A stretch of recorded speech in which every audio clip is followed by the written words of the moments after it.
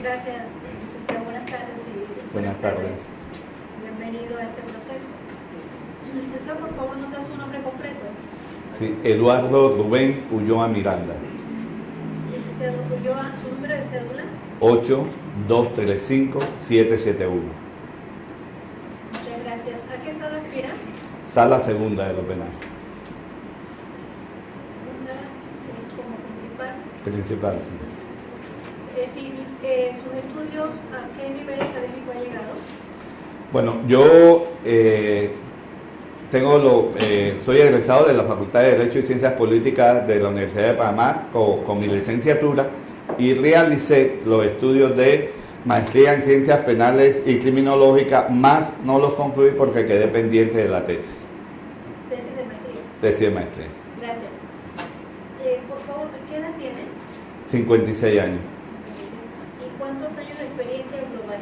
Así, De ejercicio de la profesión, 30 años. ¿Y en el área donde busca la posición? Bueno, tengo de los 30 años, 17 años fueron en el Ministerio Público y tengo los últimos 11 años dedicados al ejercicio independiente de la profesión en una firma de abogados, Tejada Abogada, que es una firma boutique que se dedica al derecho penal económico. Muchísimas gracias. Voy a pasar a la primera pregunta del cuestionario que entiendo ya usted conoce, ¿verdad? Por favor, ¿nos puede decir su historia familiar, adicionalmente su historia profesional y, en su opinión, qué cualidades lo hace merecedor de ocupar el cargo de magistrado de la Corte Suprema de Justicia? Por favor, nos brinda los elementos que sustentan su decisión. Nos hace saber por qué. De mentalidad, no solo de los funcionarios, sino de los abogados e inclusive de la propia sociedad. Pero llegó un momento en que se forzó y se quiso implementar de todas maneras.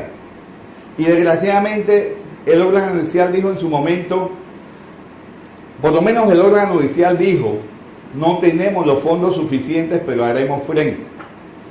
Pero el Ministerio Público dijo, estamos preparados. Y se implementó el sistema judicial. E imagínense que en la primera fase, de 17 fiscalías que había, se reducen de un solo tajonazo a 3. Se mandan los casos de esas 17 fiscalías a solo 3 fiscalías de descarga, que para empeorar las cosas se le saca el personal con mayor experiencia, se le manda al sistema penal acusatorio y se llena de gente, de gente joven. Y de repente era la única manera que ellos tenían de poder hacer frente al sistema penal acusatorio. Pero sacrificaron a todos los que estaban en el sistema inquisitivo mixto y a todos aquellos que acudían a buscar justicia dentro de ese sistema. Porque entonces los fiscales no podían atender tal cantidad de expedientes y lo que hicieron fue dejar pasar el tiempo y mandarlo con el vencimiento del periodo de investigación. Y yo siempre digo que esa es una fase que nuestro proceso penal panameño debe conocer como una fase de negación de justicia que se dio, porque ahí se denegó justicia a una gran cantidad, no solo de panameños, de extranjeros. Nosotros tenemos clientes que todavía no entienden qué fue lo que pasó, que todavía no comprenden y le cuestionan a uno, y por más que uno trata de explicar. Pero esas fueron decisiones que se tomaron, y se tomaron muchas otras dentro del sistema penal acusatorio. Y muchas yo creo que todavía estamos a tiempo de corregirlas. Pero cuando uno habla con el Ministerio Público le dice, pero es que eso debe irlo corrigiendo la jurisprudencia. Y cuando uno habla con los jueces y magistrados, ellos te dicen, pero es que acá el Ministerio Público tiene que promover eso. Y caemos en esa cuestión. Y vienen inclusive los propios, muchos de los, disculpe, muchos de los que vinieron de afuera a vendernos sí, así tengo, gracias.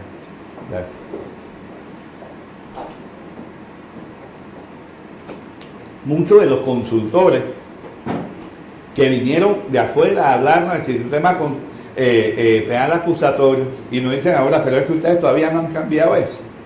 Si allá en Colombia lo cambiamos, si acá ya lo cambiamos, entonces siempre quedamos como un poco más atrás, siempre nos vamos quedando más atrás, y entonces el que sufre es el usuario, el que sufre es el panameño. Entonces, esos son pequeños ejemplos, pero yo creo, y retomando lo que decía al principio, yo creo que el principal reto, y esto abarca, creo que lo penal, lo civil, lo laboral, es que la justicia sea accesible a todos y que garanticemos a todos los panameños, por humilde que sea, la oportunidad real y verdadera de encontrar justicia ahí, y no que por falta de recursos se da. Hay figuras que existen, pero esas figuras realmente no se les ha dado la magnitud, el defensor de la víctima, el defensor de oficio. Hay que tomarlas en serio y hay que darles la importancia que tienen para que realmente nosotros podamos hablar de una justicia que sea efectiva para todos los panameños. El proceso panameño cada día es más caro, y el panameño, el pueblo panameño que no tiene recursos, cada vez está en una desventaja mayor, y esa justicia no es justicia. Entonces yo creo que en eso tenemos que trabajar, en eso nosotros tenemos que mejorar el sistema judicial panameño.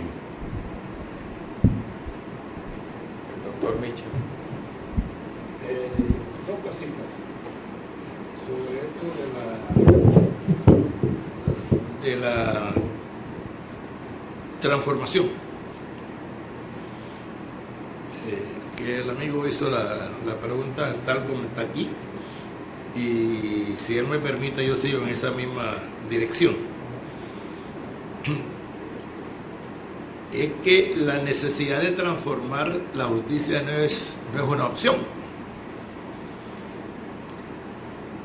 Todas las encuestas nacionales demuestran que la justicia está mal. Usted le hace una pregunta de esto, si necesita de transformar a alguien que está ahora mismo en el sistema, la mayoría dice que todo está bien. Y te mencionan algunos cambios cosméticos. Pero en el país se hace una encuesta, la justicia está mal.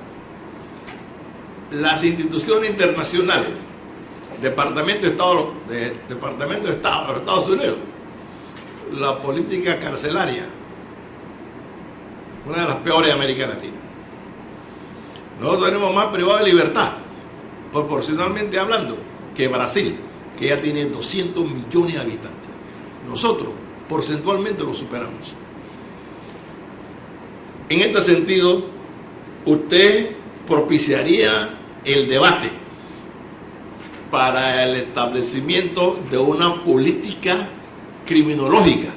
No lo tenemos. Panamá no tiene una política criminológica. Y peor aún, tenemos los dos sistemas. Y el sistema en extinción jurídica, o sea, el inquisitivo, tiene todavía más de 12.000 privados de libertad. Algunas encuestas dicen que 15.000. Tanto la cárcel de La Hoya, La Ollita, y a nivel nacional, y qué decir de la cárcel de mujeres, que han rebasado su capacidad. Necesitamos, creo yo, urgentemente una política criminal.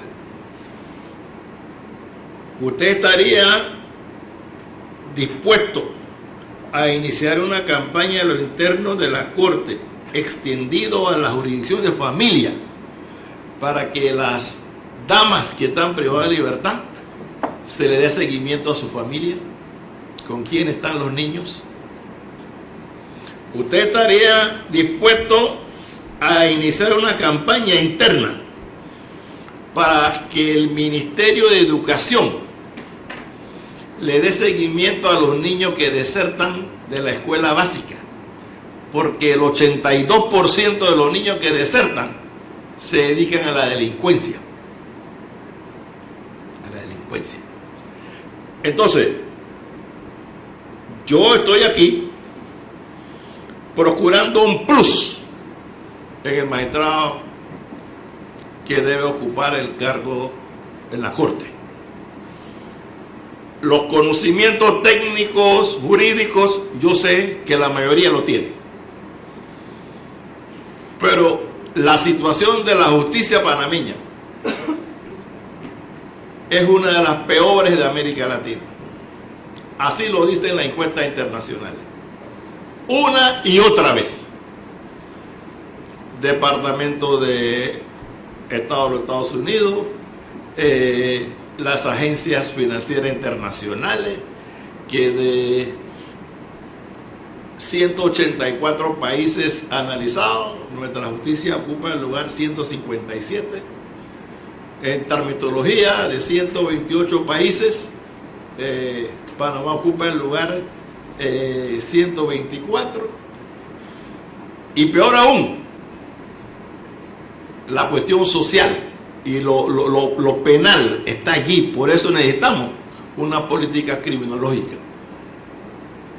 El segundo país de mayor crecimiento económico de América Latina, y somos el quinto del mundo con la peor distribución de la riqueza. Esos son los problemas sociales. Entonces el país está sobre un volcán social, y la jurisdicción penal juega un papel importante en esto, de acuerdo con el ministerio. Entonces, ese concepto de transformación,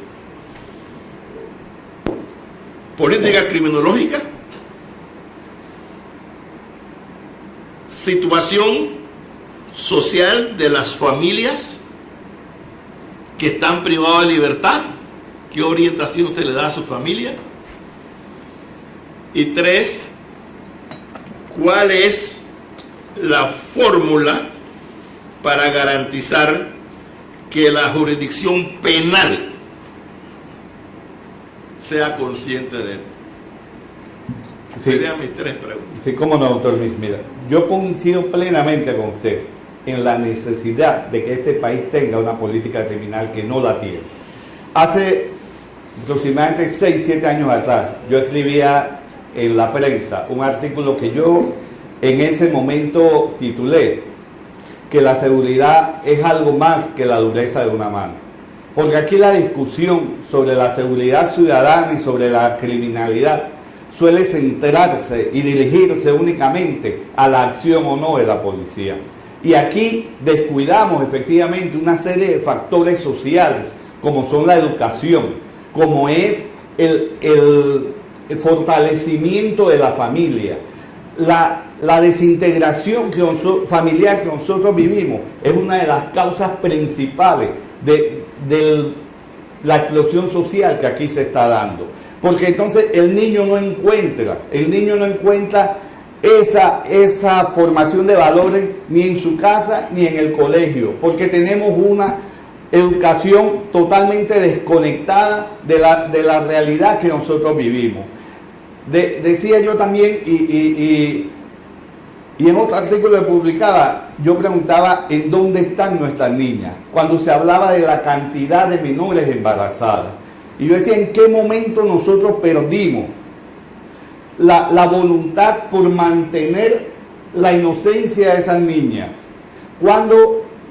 Y todo esto está relacionado con la familia, la educación, con el factor, la influencia inclusive. Yo soy un defensor de la libertad de expresión, pero yo siempre le digo a los medios de comunicación, ustedes no se pueden arropar bajo el paraguas de las publicitarias de rating para decirme que lo único que ustedes pueden pasar en este país en horario estelar son novelas, son programas donde lo que se promueve es el sexo y la violencia. Ustedes se jactan y me tiran 1 hora al mes de un especial sobre delincuencia, pero el resto del mes, las horas, lo que pasan es contaminando a nuestra juventud con sexo y violencia.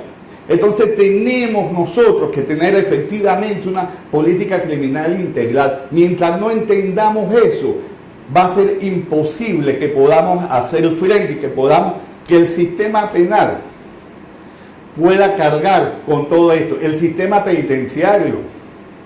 O sea, ¿qué hacemos nosotros con tener 17.000 jóvenes encerrados en la ociosidad?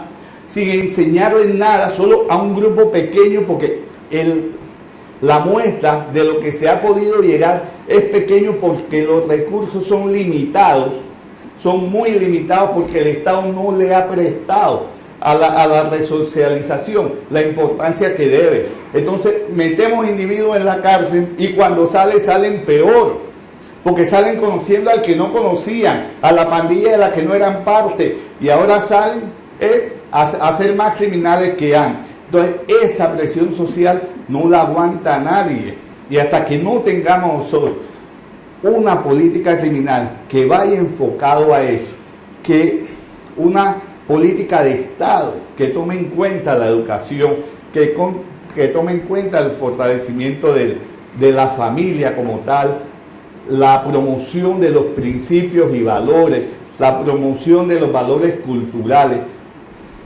como una barrera para hacer frente a lo demás, efectivamente no va a haber sistema penal que logre. Entonces tenemos que promover eso con el Estado. Mientras tenemos que hacer un sistema penal que sea más efectivo, pero que sea más humano. El problema para mí, ¿cuál fue? Y me perdonan los académicos. El problema fue que nos fuimos con lo que nos trajeron de afuera, con lo que funciona en España, que es otra cultura, y nos tiramos de cabeza. Yo no digo que no lo implementáramos, pero no teníamos que implementarlo igual. Mire, el sistema inquisitivo mixto, que hoy todos satanizamos, efectivamente se deformó, pero él tenía sus correcciones si se le aplicaba. O sea, todas las decisiones de los fiscales eran revisables por los jueces. Pero ¿qué sucedía? Que cuando llegaban los incidentes de controversia, los jueces preferían no resolverlo. Pues yo voy a dejar que el expediente venga, y cuando viene audiencia preliminar, digo, esto es sustracción de materia, porque ya esto está para calificar. Entonces no se revisaban las decisiones de los jueces. Los habeas corpus tampoco. Entonces yo le decía a los jueces, pero vamos a ponerle término. Si usted no resuelve en 5 días, esto tiene una consecuencia, esto tiene un resultado, sea para el juez, sea para el proceso, pero lo obligo a hacerlo. Pero ok, superamos eso. Vinimos al sistema penal acusatorio. Estamos viviendo, mire, yo en los últimos 15 días me fui 2 veces al sistema penal acusatorio simplemente a que me entregaran una nota de notificación y otro. Pero los 2 días me quedé como desde las 8 de la mañana como hasta las 11 de la mañana para ver el movimiento que se daba ahí. Y era alucinante, y le comentaba yo a un fiscal, es alucinante que yo ahora mismo vea a 16 fiscales aquí sentados esperando que los llamen para una audiencia. Porque resulta que ellos tenían que irse desde las 8 de la mañana, porque es a la hora que sale el busito, y si no te vas a las 8, así tu audiencia sea a las 10, pues el busito te dejaba y tú no ibas. Pero mientras los fiscales, que podían estar haciendo otra cuestión, estaban los 16 fiscales ahí sentados. Me encuentro con uno y me dice, adivina fiscal, yo tengo 5 audiencias. Le digo, ¿tienes 5 audiencias? Son 5 casos. Me dice, no. Lo que pasa es que yo pedí el control judicial del acceso a las llamadas telefónicas del teléfono de uno de los imputados. Y como son 5 telefónicas, pues el juez puso una audiencia por cada telefónica. Entonces tú tenías que hacer 5 audiencias por la misma causa. Entonces son cosas que a veces nuestro sistema, y por eso decía que no basta un sistema, no basta una ley. La ley no va a cambiar si nosotros no cambiamos la mentalidad de los funcionarios, si no cambiamos la mentalidad con que actuamos. Y para eso se necesita liderazgo, para eso se necesita realmente hacer, si no, no va a haber ley que lo promueva. A veces aquí en Panamá pensamos que todo lo va a hacer la ley. Y decimos que los niños no lleven azúcar a la escuela, vamos a pasar una ley. Que la gente no vaya, vamos a pasar una ley. Señores, hay que crear conciencia, hay que crear cultura. La ley puede ayudar, pero la ley no va a cambiar una sociedad si nosotros no cambiamos al individuo. Gracias, estoy completamente satisfecha con su reporte. Me siento en presencia de un magistrado. Sí. Gracias. Gracias. Gracias, presidente. Después de haberlo escuchado a usted, le voy a hacer una pregunta fuera de texto. Si saliendo usted de estos estrados, lo llama el presidente de la República y le dice que quiere hablar con usted diría, Si saliendo de aquí, si saliendo de aquí lo llama el presidente tiene esta lista y lo llama usted, y Sí. quiero que vengas urgente a la presidencia, ¿usted contesta o va a la presidencia directamente? no, yo contesto, trato de preguntar para qué, y si no, pues yo creo que yo no pierdo nada con escuchar menos al presidente de la República, aún sin saber para qué, ni haber yo tenido todavía ningún tipo de designación. Lo malo sería que yo fuera y le dijera al presidente, dígame qué quiere, o qué quiere que haga. No, eso jamás lo encontrará en mí. No, yo le pregunto a usted, si el presidente de la República lo llama, y el presidente tiene esta lista, y lo llama, le dice, quiero hablar contigo, ¿usted va o no va? Si no le miento, le digo que sí. Si le dijera que no le miento.